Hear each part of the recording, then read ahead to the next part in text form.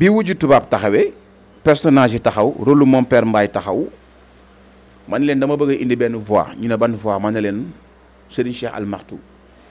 ñu ne non non non non moo tax bu ñu ñëwee ñu ne ko waaw wallaay ndeysaan Ngoné Mbaye d'accord waaw bu ñu xoolee ba ca biir waaw dangaa ngéewale tabarkalla c'est-à-dire loolu moo waxtaan man ne leen attends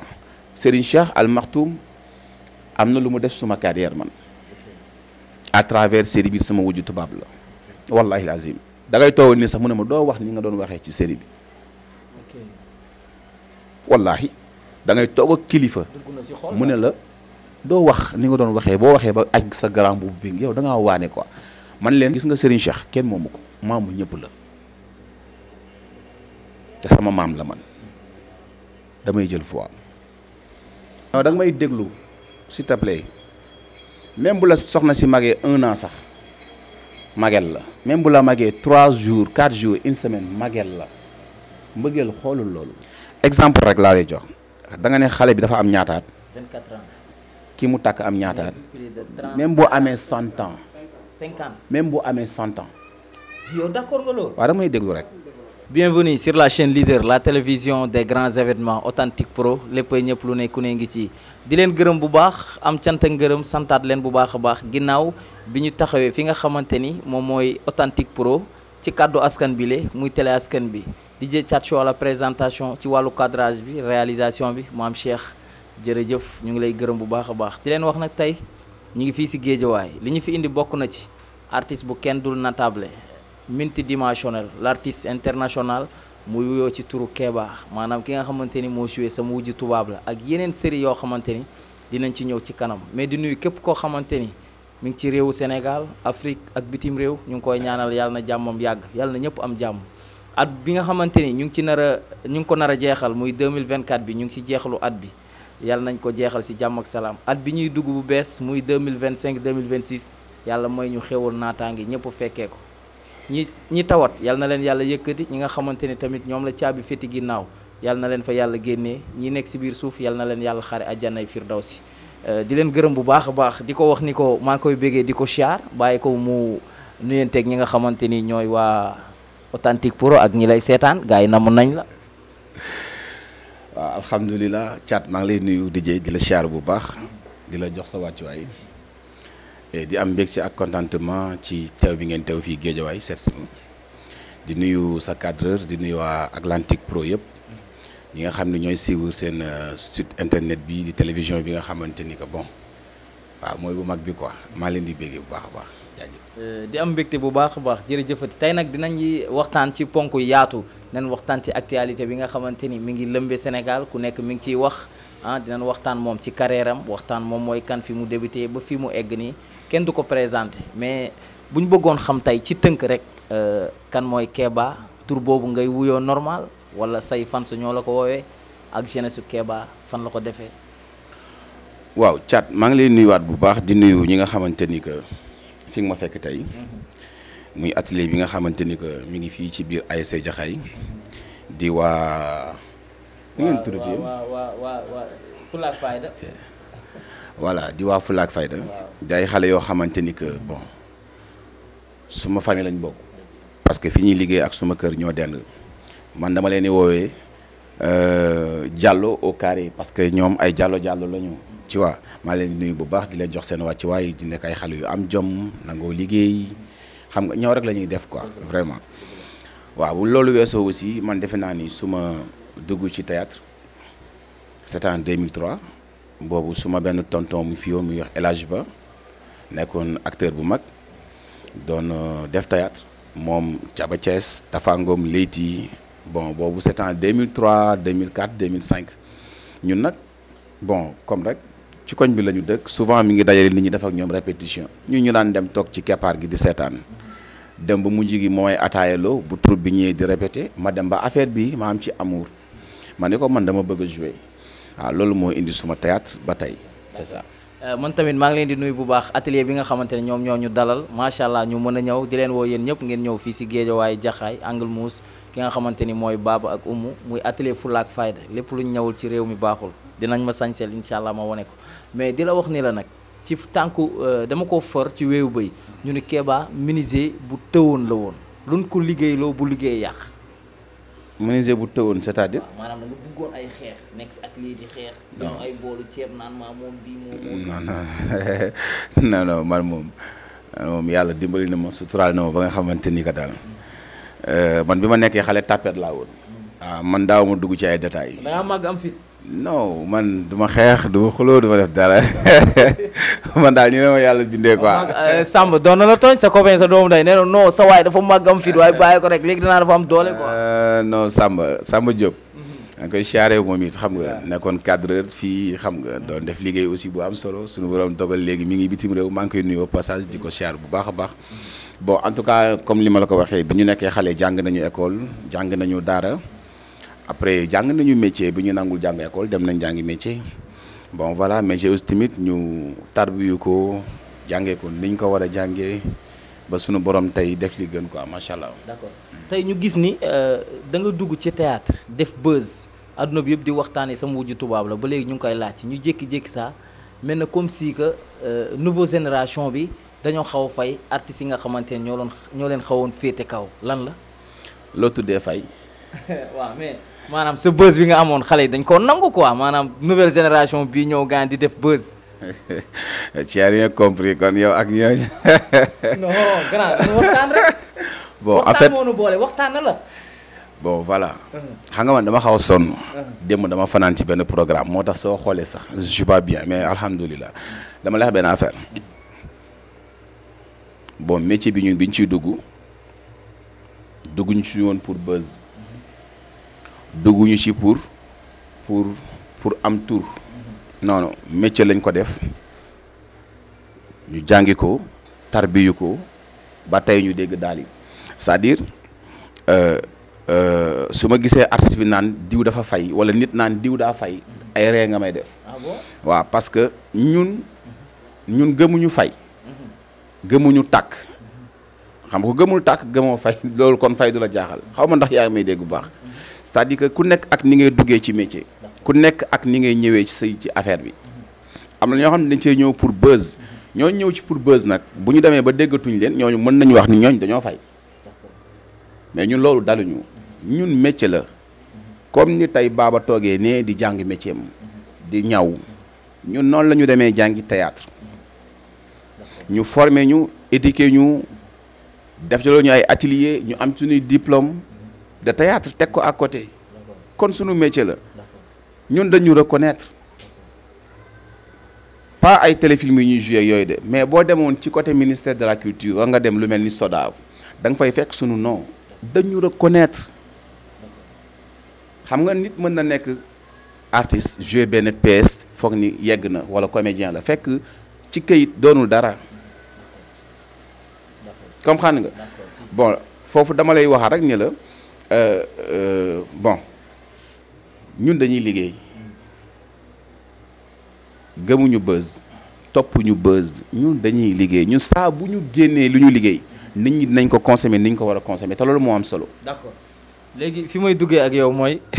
comme que nee nga nan laay tuddee fay ma expliquer la ba tey nangu woo sama wujju tubaab la lan mooy problème bi ñu bëri ñu ngi ko doon xaar di ko laajte da ngeen amul fond. wala dafa am ay jafe-jafe lan mooy problème bi ba wujju tubaab mënul continuer te instant bii nii am na série yu bëri yoo xamante ni tegu nañu si kaw wujju tubaab est-ce que bu génnaatee dina nekk fi mu nekkoon. waaw xam nga yow dama lay redresser tuuti quoi da nga wax sama wujju tubaab ban année la woon 2019 2020 2021 dafa am lu ñuy wax scénario histoire boo gis moom la ñuy rectifier def ko scénario boo gis day am commencement am fin sama wujju tubaab am na commencement am na fin voilà jeex na mais pourquoi ñu bëgg a am culture dafa war a ñëwaat dañ ko war a seetaanaat lu tax muy jeex non laisse-moi terminer c'est-à-dire ñun avant wujju tubaab ñi ngi liggéey def ay production après wujju tubaab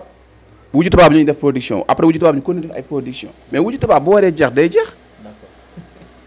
d'accord. Il fallait ñu am culture boobu maanaam ñu xam ni film bi dañ koy seetaan commencé na yam na ci digg bi fin bi jot na jeex na on tourne la page. d'accord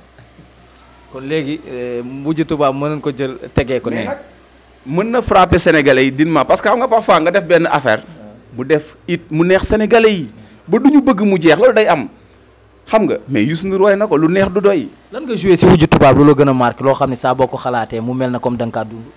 non wujju tubaab moom li ñu ci joué mooy li des ci yow rek ak li des ci sénégalais yi ba tax bëggoo mu jeex. parce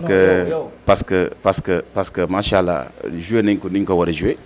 parce que li ci gën a neex sénégalais yi moo ñu ci neex ñun mooy c'est typique sénégalais. làkkuñu ci tubaab waxuñu ci ay saaga waxuñu ci ay wax yu ñaaw soluñu ci ay sol yoo xamante ni que bu ko nit xoolee ne noo càmbay non dañoo ñëw jaay Sénégal destination Sénégal boo ko bëggee xool da ngay xool sama wujju tubaab ñu dem jëli tubaab ba bitim réew indi ko jàngal ko wolof indi ko jàngal ko wujjee indi ko dugal ko ci suñu culture wan ko ni ñun fii Sénégal dañuy jamu dafa bokk ci suñu cosaan wan ko ni ñun fii Sénégal dañuy wujjee dafa bokk ci suñu culture wan ko ni ñun fii Sénégal dañuy sol ay taybaas dañuy togg ci mbana yàq ci bool yi yooyu c'est des choses yoo xamante ni que jàngal nañ ko tubaab bi dem ba yeneen tubaab bi dëkk Italie ñu dëkk Espagne bëgg a jouer ndax sama wujju tubaab. d'accord mais li jaaxal sénégalais yu bëri mooy nan ngeen fexee ba tubaab bi nga xamante ni day làkk français ngeen adopté ko mu dégg tubaab ngeen jàngal ko ba mu jouer normal ba ñëpp a xam ni kii dafa mel na comme si que sénégalais est-ce que metti woon na. waaw mooy li ma la wax sànq ci commencement bi bu fekkoon ñun buzz moo ñu taxoon jóg du ñu mën loolu bu fekkoon feeñ moo ñu taxoon jóg du ñu mën loolu dama la wax ci biir wax sànq ne la ñun dañoo jàngi métier bi dañu ko tarbiyu dañu ko jàng dañu ko pratiquer ba tey xale bii tey toog muy Mohamed mii mën nañ ko jël doo ko ci film tey ñëpp seetaan ko ne ni Mohamed dafa aay boobu du Mohamed ñi yor Mohamed la ñi encadré Mohamed te Mohamed musu ko def musu ko fowe xaw ma nag yaa may dégg bu baax waaw léegi nag loolu boo ko tarbiyul boo ko jàngul mënoo ko def ci nit ani dañ ko encadré jox ko tempo yi jox ko norme yi mu tegu ci et puis mu nangu comprendre nga c'est ça. tey su ma ñëwee nii à part sama wujju tubaab la yan série nga joué yoo xamante ni marqué na la tey boo toogee yow kase sa néeg nga ni non lii ma joué nii vraiment gis naa ci sama bopp bu baax. waaw man nag wax dëgg yàlla dama naan sax joué guma waaw man film bi ma bëgg a joué ba léegi joué guma ko. kon dafa am loo nëbb nit ñi lu feeñagul. wallahi chaque jour ci laa nekk moo waral maa ngi entraîné moo waral maa ngi jàngi moo waral maa ngi nëbb suma bopp parce que li ma personnage boobu ñëwagul ci sénégalais yi. ah bon wallahi lazim. léegi man nag fi nga duggee nga baal ma doguma la yàlla bu la yàlla dog personnage bi nga xamante ni jox nañ la ko mu nekk mbubb nga joué ko muy toppandoo bi ngay toppandoo comme da ngay intimer sëñ Cheikh Al Maktoum loolu nan la dikkee ak kan moo la jox loolu ba nga mën ko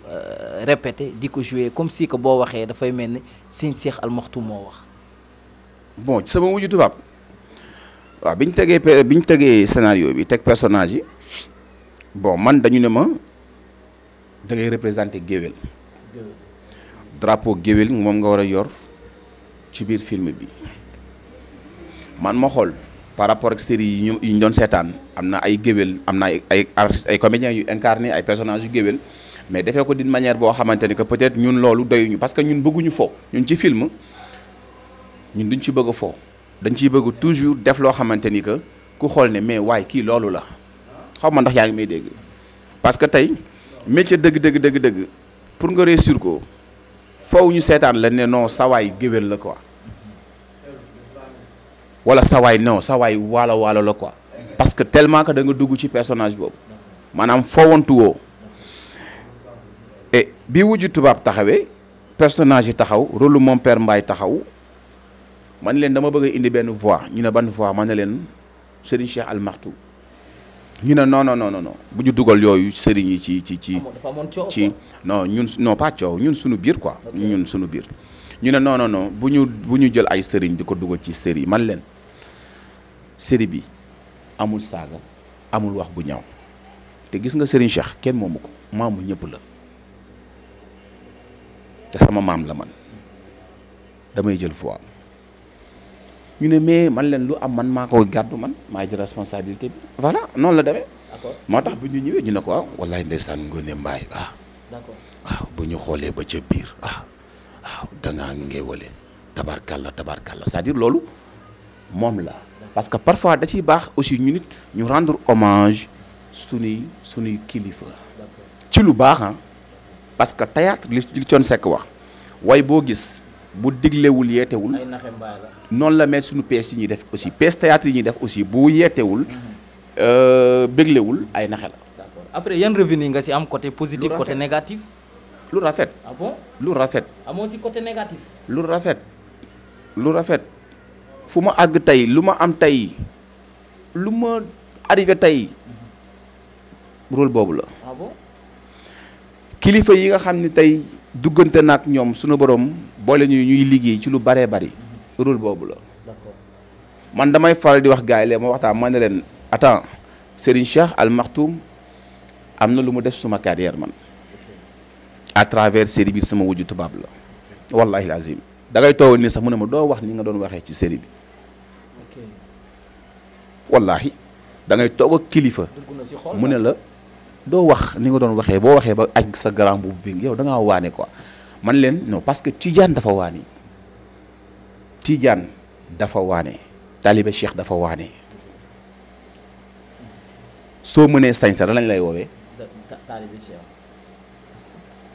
voilà d'accord boo sañsee lan lañ lay wax nañu waxtaan c'est-à-dire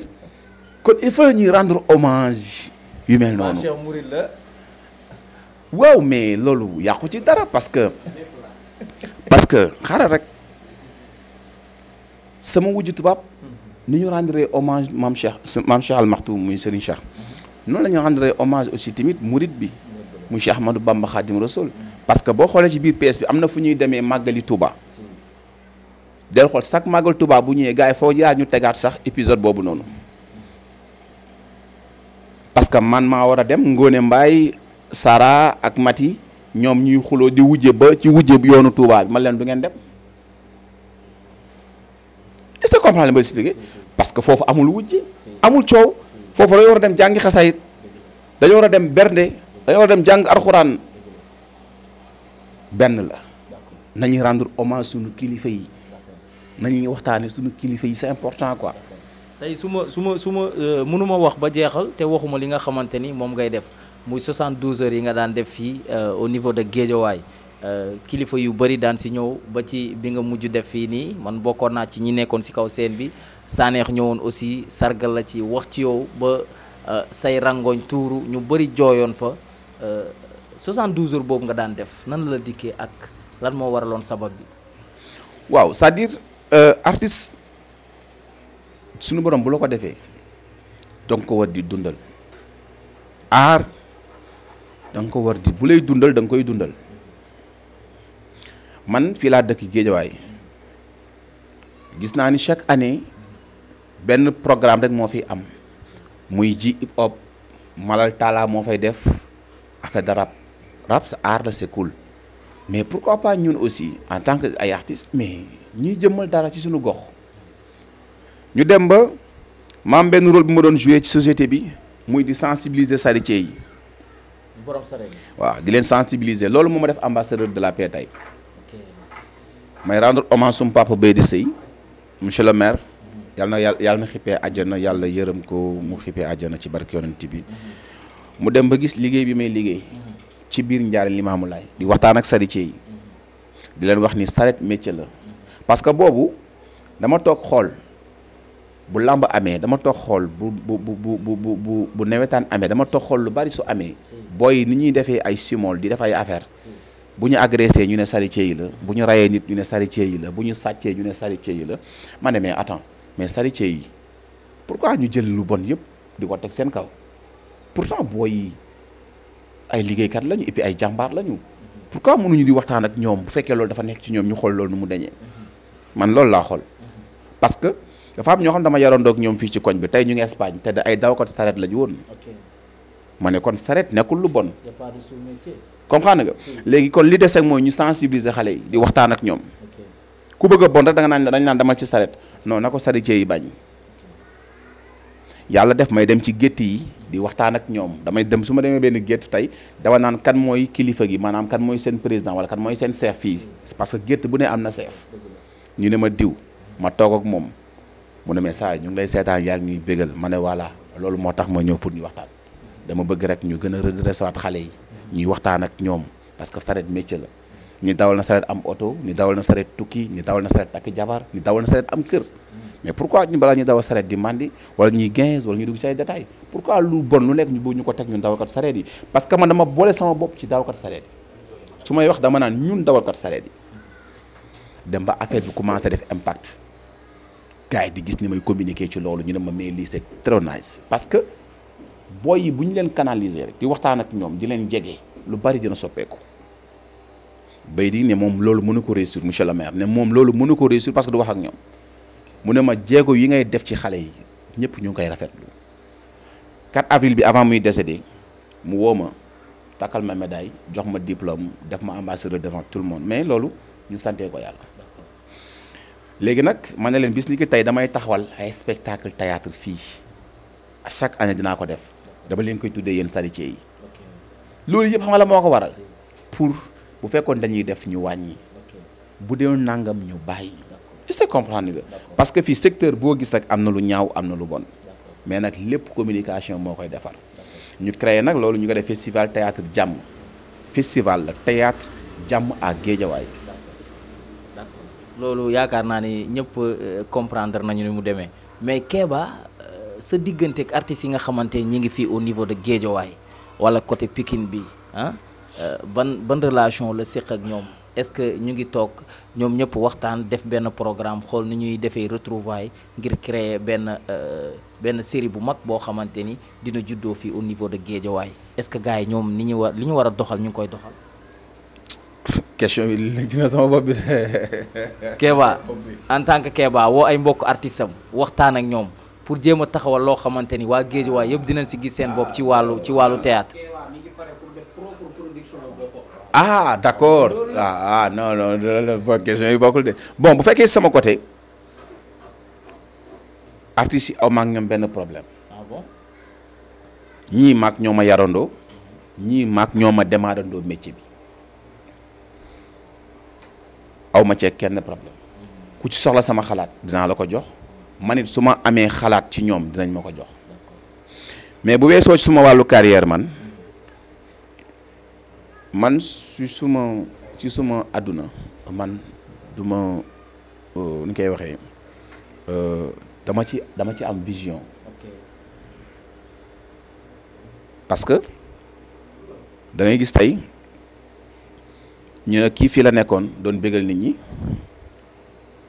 ba màgg siiw trop mais après amul benn revenu bu ñëw ci moom wala amul lu mu denc wala ñu ne feebar na ñu ngi koy ketal genre bon man loolu du ma ne ku mu dal da nga yaafus de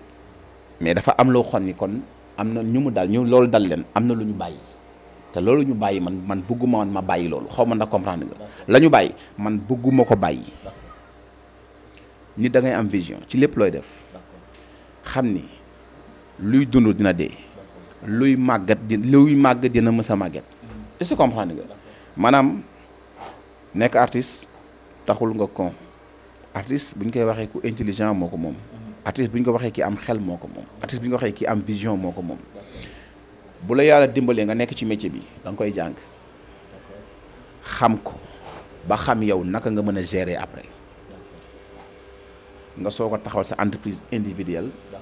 am say papier yu légal def sa financement bind un projet bu bien dem teg ko fi nga ko war a dugal gars yi financé la nga dem liggéey.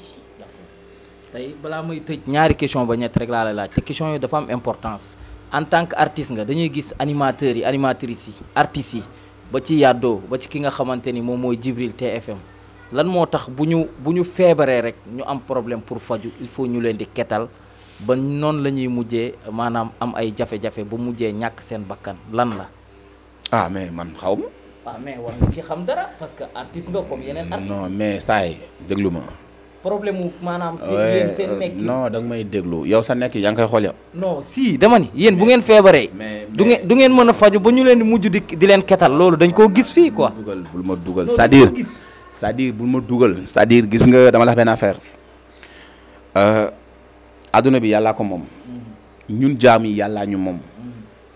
yàlla nag mooy dogal nu ko neex ci doomu aadama ñi dañuy am moyen ñi duñu am moyen te actuellement nii Sénégal ku fi feebar boo amul xaalis da ngay dee. ah bon ah oui ku fi feebar soo amul xaalis da ngay dee. moo tax ñi nar a dee dinañ bëri parce que fii Sénégal maanaam ñii yor nañu mais ñi yorul ñoo ëpp ñi yor. moo tax j'aime bien nouvel régime bi ñëw nii man yàlla dafa dogal daaw ma leen bàyyi xel daaw ma leen woon bàyyi xel quoi mais tout récemment dama déglu le ministre le premier ministre Ousmane Sonko bi mu demee assemblée nationale mais révélé na ay questions yoo xamante ni que ci déclaration politique bi mu doon def mais macha allah c'est ci kaw li mu wax quoi bi ñu ko jëfee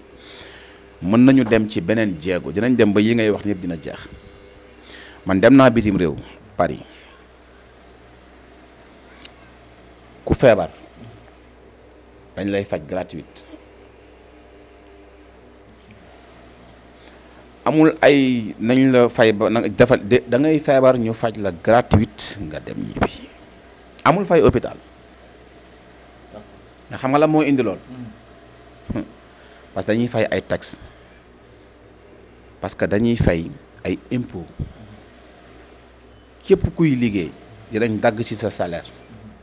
taxes yi nga war a fay impôts yi nga war a fay loolu mooy dugaat ci hôpital bi loolu mooy dugaat ci yenn affaire ba loolu mooy waral yow boo feebaree ak lu la mën a arrivé doo fay Sénégal war na toll foofu. d'accord fi ñuy tëjee nag mooy actualité bi nga xam ne mënta ñàkk muy li nga xamante ni moo lëmbee jamono adduna yëpp a ngi siy waxtaan mooy ki nga xamante ne jeune bi nga xamante ni mi ngi am 24 ans di sëy ki nga xamante ni am na 35 ans wala 40 ans loolu moo lëmbee jamono bi non il faut ñu waxtaan si parce que dafa nekk actualité yow da ngaa nekk artiste nekk porteur de voix gis xale bu am 24 ans boo xamante ni dafa lëmbee adduna ñii naan non xaaral rek ñii naan na dellu si yaay ji wax ña ba sonn ñi naan nangul dellu ñi naan ndaw si warul woon sëy ak moom sa xalaat en tant que porteur de voix est-ce que c'est normal. li Iran na waxoon sa yoon nekku si suñu yoon nekku si. non grand da ngaa ragal question bi. gis nga nit. mbëggeel. y a pas d'âge. y a pas d'âge. ah bon. amul prix. dañ koy waxaale kon. non non non laisse-moi parler s'il te plaît mbëggeel xoolul ñaata at nga am xoolul ndax am naa xaalis wala am nga xaalis non mbëggeel la leneen la yëg-yëg la fi muy nekk si nit nit sax xamu ko exemple rek laa lay jox da nga ne xale bi dafa am ñaata at 24 ans ki mu takk am ñaata at même boo amee 100 ans 50 même boo amee 100 ans yow d'accord nga loolu waaw damay déglu rek même boo amee 100 ans lépp loo gis rek défaite la maanaam répétition la exemple ñun ki ñuy roy muy sang bi yonent bi sallallahu alayhi wa sallam bi muy tàkk suñu maam wala suñu yaay Khadija ñaataat lañ magante ati tollu woon 50 non da nga may déglu s'il te plaît même bu la soxna si magee 1 an sax magel la même bu la magee 3 jours 4 jours une semaine magel la mbëggeel xoolul loolu nañu sëy te yàlla rek tax yàlla barkeel sëy bi loolu moo am solo ba pare dafa am loo xamante ni que daf ñuy tardeel ay polémique diw takk na diw parce que diw moo ko mag amul sens loolu moo tax Sénégal mënul avancer nañu wax li ñu war a wax xaaral rek bàyyi ma wax nañuy wax ay wax yu logique ay wax yu palpable yoo xam ne nit bu ko déggee da ciy jëlee njariñ mais ay diw saaga na diw mi ngi ci internet bi yow dégg nga diw jabar ja dañ koo bett yow jëkkër yooyu ban sens la am gis nga yàlla moo ne fii ku fi xaawi sa sutura morom fii ci àdduna bi bu ñu demee ëllëg ñu xaawi sa sutura nañu suturaalante nañu sagalante nañuy wax li ñu war a wax loo xam ne luy jariñ la mais léegi ay sujet tabou yu amul benn bopp yu amul benn solo man nag nekkuma foofu man lu ma nekk artiste lu may wax dama koy xam parce que fii ak 20 ans ci kanam li nga may interroger ni day génnaat samay sët a koy xool wala fekk man ma dem barsax kon nañ koy waxal di ko rafetal nañu koy rafetal ñiy def ay exemple live TikTok genre yàq nit wala jël ay télé gis naa la xam affaire de da gaa yi moytu de ay jël ay vidéo jàmbur wala soit jël audio jàmbur transféré sa waay léegi ku ko def yoon day dal sa kaw de dañ lay tëj 10 ans ci kaso bi xaaral rek moo tax nañu gën a yaruwaat moo tax damay wax nouveau régime bi li ñuy jël man daal boo wax dëgg yàlla li ma ci gën a intéressé mooy nañu yar nit ñi quoi na nit ñi gën a yaru nañu gën a baax nañu gën a gis nga benn kilifa nee na yar mooy dugal nit àjjana waaye teggin mooy tax a gis suñu borom nañu yaru nañu am teggin comprends bàyyi yenn détails yoo xam ni mooy loolu. kon léegi d'accord boobu bàyyi dellu ci ay mbokkam na continuer sëy bi. waay nañ bëggante nañu sëy te yàlla tax te yàlla na barkeel yàlla nañ ci am njaboot. ah bon loolu nga may laaj loolu rek laa ci mën a. mais ne yéen a bokk kàddu. non man sama kàddu laa wax dama ni. Pawlish la même chose la wax. sa waay Père Mbaye ngay waxal dama ni yàlla na yàlla barkeel sëy bi. point. laa xawla wala quwwata illa billah. waaw si léegi nag loolu li ma bëgg a laaj mooy ndax musulaa arrivé parce que nee nañu maanaam macha allah daal nit ñi dañ koy bëgg est-ce que loolu musulaa arrivé. lan musuma arrivé. non li dal booy bi nii. man yàlla gis ku la mag gis la bëggal la boppam comme ni ngay defee théâtre am na ñu bëri ñoo xam dañ lay bëgg ñi nekk ay xale ñi nekk ay mag est-ce que musulaa dal macha allah jantal nga te liñ gën bëgg si góor mooy maanaam taay bi. man wax dëgg yàlla yàlla suturaal na ma am naa ay xarit nag bëgg nañu ma ndax li may def sama métier bëgg nañ ma peut-être ci li ma leen di wan ci wàllu image mais wàllu mbëggeel amagul. ah bon non amagul. sa jaar-jaar yëpp. amagul non mais man ñi ma bëgg bon maa ngi sëy ak ñoom alhamdulilah. non côté boobu waxuñu ko. da nga maa bëgg a wax loolu loo xam ni. non c'est que loo xam ni dund ma ko quoi. on se parle entre toi et moi dañuy waxtaan. yow da nga maa bëgg a da nga maa xamal dara. non dama ni entre grand frère ak petit frère. dama mës a ñëw sa néeg dama lay laaj rek da nga maa bëgg a dugal. booy yow. dañuy waxtaan entre petit frère ak grand frère. man tey boo gisee mooy def na ko sudul noonu en tant que grand frère. da nga may woo conseiller ma. gisaguma la nga def naka sudul noonu. xam naa ko. jàkka ja la ñuy daje. d'accord fajar gi. d'accord ak tisbaar ak takkusaan ba timis. d'accord loolu laa la xamal. tey loolu nga ma xamal. d'accord waaw mais jeex na. mais sa jeunesse laa wax ndax loolu musulaa arrivé musulaa dal. non man sama jeunesse man nee naa la tapet laa woon ñëwee woon sax jigéen. jigéen ñi daaw ñu la xëccoo. non ñëwee woon sax jigéen man tapet laa woon man ku ma sax dama laa nopp damay jooy. d'accord léegi nag am na loo xam mënta ñàkk. moo tax xam nga waaw. sa digganteeg sa yaay. il faut non si defal ndànk. nee nañu Kéba foofu moom point faible am la mais noo mën a def mooy nu si as tuut sa digganteeg sa yaay foo waxeeg sa yaay jooy ku tudd sa yaay nga jooy. boo waxee sa yaay balaa nga yeggale sax jooy lan la. tey du ma jooy parce que da nga maa bëgg a jooyloo non non non. du ma la jooy. waaw sama yaay sama xarit la. d'accord. kooku mooy sama xarit. ndeysaan. voilà kooku. ndeysaan. bu ñu ma doon laaj ni ma saa boo xëyee kan ngay njëkk a waxal ak booy tëdd kan ngay mujjee waxal ne ko Sénégal yëpp bu ñu ko doon posé nit ci man na wax ni yaayam la sama yaay la fu ma mën a nekk ci àdduna fu ma mën a nekk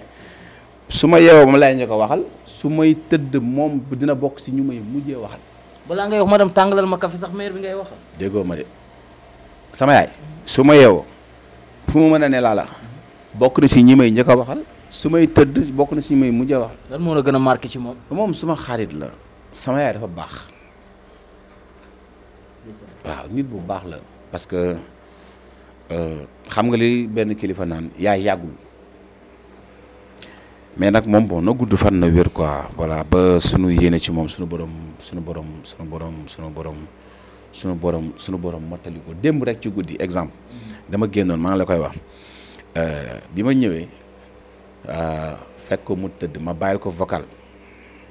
ne ko mère man de damaa guddee fi ma nekkoon mais daal xam naa ni tëdd nga mais daal defal ñaan te xam ni bon dafa am ci benn projet bu ma nekk ma ne ko daal yàlla bon mi ngi def tawfiix daal affaire baa ngi am ay tànk mi ngi dox mais bi ma yeewoo ba gis vocalam sawaay non mooy loolu non maanaam dafa mel ni téye naa affaire bi sama loxo. ah bon waaw c'est ça parce que moom suy wax ak man bon li may yëg maa ko xam waaw na gudd fan jox Demba ak Mar sa xaataak néegu njëg Biram Yaasin Biram Paate jox yow yu ko faali joxay sa baay fat saaray sa yaay yaay magi fat jox yaay fat jox waaw yow dundal quoi 100 ans. anecdote boo fàttaliku seen diggante yéen ñaar. sama yaay moom mës a jàppale suma àdduna. amul kenn ku la mës teg loxo. amul à part sa yaay.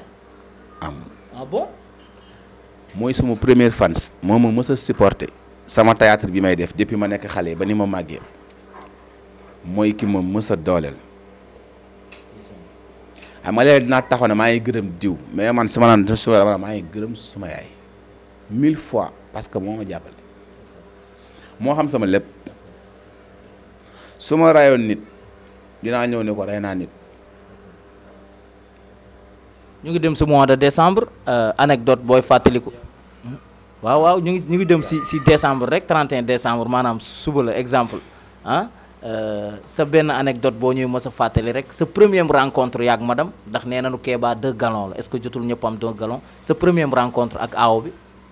li nga jëkk a fàttaliku ci moom benn anecdote rek. anecdote nag moom nee li ñuy fàttaliku bari naa. non benn affaire parce que man dama daan dem seen koñ avant ma koy takk sama benn copine laa doon seeti foofu Fatou Juga maanaam sama xarit yi dem foofu moom nag yaayam da doon jaay fonde ci buntu kër gi quoi léegi nag booy bi ki ñu seet si ñun. waaw yónneel ñu ay fonde foofu quoi. waaw mais ñun ñëpp ñu jox ñu ay pot man ak sama xarit yi ku nekk yor potu fonde mais man li ma jaaxal mooy sama pot daa am meew man sama fonde. lu ko si def dama xam. man ma jàpp ne man ni sama pot amee meew sama fonde ni mu amee meew yeneen gars yi aussi noonu la ñu amee parce que man xooluma seen bos. ma ne mais attends ma ñëwaat fa sama copine bi yónnee waat fonde ñun ñuy naanaat ma ne attends ma xool yeneen gars yi ma ne booy amoo meew te gars yi dama non lan la fii soow moo fi nekk de ma ne soow man ma noppi bon man ndeketee booy bi foofu la jàppee sama coppati quoi waaw moom bu xam moom jox ñëpp potu fonde. fonde bu ñëpp soow fonde soow man sama fonde am soow am meew. kon fonde moo sos affaire. non fonde bi moo sos affaire de noonu la demee nag si laa ne sama copine bi kii kàlla mu nekk suma rakk la nen la tudd noonu lañ xamante. d'accord mu nekk nit bu baax. waaye mu nekk moom it suma xarit moom it suma yaay la nen suma yaay la nekkatul suma jabar parce que koo nekkal 14 ans de mariage musul fay musoo ko dóor. exemple. bon voilà quoi c'est-à-dire mooy li ma doon wax sànq gis nga ñun métier bi ñuy def nii du ay faux ni ngay nekkee ci théâtre bi di bëggal nit ñi di wane la bon exemple di joxe ay leçons de morale yow si sa vie naturelle loolu daf ci war a bari man mënuma gëm ne nga ne artiste comédien nga da ngay bëggale wala da ngay yeete après nga fase sa jabar. d'accord ñaareelu xaritu jëkkëram loolu ñëpp faral di wax fi ñu koy tëjee sa première rencontre ak moom. non moom sama benn doom moo ma estati woon mu gis ma. ah bon foofu nu mu fa demee woon. mais noonu la demee rek non nan la fa demee. mais sama doom bi woo ma ne ma papa dafa am sama benn xarit bu la gis bëgg la ma ne ko kooku fu ma nan lañ gisante ak mu ne ma dama laa estati. loolu kese ma ne ko bàyyi dama estati. non grand loolu yomb na de. noonu ngeen gisante. noonu lañ demee estati. estati daal la moo tax boobu ba léegi. nee naa sama doom bi ma estati waat mais après waa ci lañ gisante bëggante. bi ngeen toogee première rencontre bi waxtaan bi. dafa la gis rek ngeen dama laa bëgg point. non sama doom boobu moo doon def anniversaire. ok. moom mu ne ma damay invité sama xarit bi. ok mu ne ko amul problème te moom mënu maa ñàkk may dem ci anniversaire bi ma dem. d'accord ma gisanteeg foofu booy bi noonu la demee. kese. waaw moom aussi tamit sooful quoi. ok waaw. wax ay sentiment dama ni la maala ni loo ma ciy ñamal. non maa moom dafa naturel rek parce que xam nga doxaan moom. léegi amatul dama laa nob ak nob ay nit bu ñu bëggante bu ñu xoolante ne sax day feeñ. ah bon waaw moom tamit mu nekk suma xarit nekk koo xam ni dëggal na ma quoi wax dëgg yàlla jox na ma cër pare wan na ma ni bëgg naa la waaw xam nga jigéen moom bu la bëggee mënoo ko fay waaw mais nag. yàlla baax na yàlla suturaal ma sama digganteeg samay soxna samay njaboot xam nga sumay xarit sumay famille ñëpp am jàmm ak salaam waaw mais sama troisième femme bi aussi loolu xam naa après prochaine émission dinañ ci wax incha allah waaw. léegi mot de la fin ak looy tëjee. mot de la fin sant yàlla julli ci Yonent bu tedd bi sallallahu alayhi wa sallam gërëmaat sumay waajur di jégalu bu baax nag bu fekkee wax naa fi loo xam ni dafa dëng nañu ma baal mais dañ doon waxtaan rek voilà dañ doon waxtaan yow suma rakk nga ba pare suma deret nga waalo nga te man je suis fier d'être waalo la aussi voilà ñu ngi profité di nuyu waalo yëpp di nuyu mbokk yëpp di ñaanal sa Atlantique Authentique Pro maam Cheikh xam nga maa leen di charré di leen wax ni yàlla na dem ci kanam quoi parce que àdduna bi nii rek la voilà nañu conscient ci li ñuy def voilà li ngeen def nii fa la àdduna bi toll voilà muy image c'est important na ngeen ko gën a fonk na ngeen ko gën a respecté parce que lu ngeen ko jox da leen koy delloo bu ngeen ciy fo moom day foo ànd ak yéen mais bu ngeen ko joxee dëgg mu delloo leen ko kon maa ngi leen di santaat bu baax di leen gërëm waaw voilà di wax ni daal mi ngi noonu quoi jaajëf béggee d'accord merci beaucoup jërë ngeen jëf quand c'est important c'est Authentique Pro télé askan bi léppay ñëpp lu ne ku ne ngi ci ku ngeen soxla da ngeen ñu koy baal ci commentaire bi ñu indil leen ko leen wax Authentique Pro nag mi ngi waaj lu doy waar ay production ay série ay émissions yu doy waar yoo xam ne incha allah dinañ ko amal ci 2025 2026 yàlla nañu yàlla may ñun ñëpp ñu fekkee ko di gërëm bu baax a baax tamit Baba moom moo ñu dalal fii tey borom atelier Full ak Fayda vraiment di ko gërëm bu baax di leen wax ni leen nag très prochainement incha allah ci beneen invité ki ngeen soxla ngeen wax ñu ko ñu daw indil leen ko man nag maa ngi nuyu ki nga xamante ni mënta ñàkk mi ngi Petersen ki nga xamante ni mooy Thiam Or nekk xale bu am jom nangoo liggéey tukki woon investir fii ci dëkkam jàppale jeunesse bi ñuy liggéey ak ki nga xamante ni mooy maam Thierno di ko gërëm bu baax à la réalisation maam Cheikh jërëjëfati Ndoye maa ngi lay béggee bu baax a baax jërëjëfati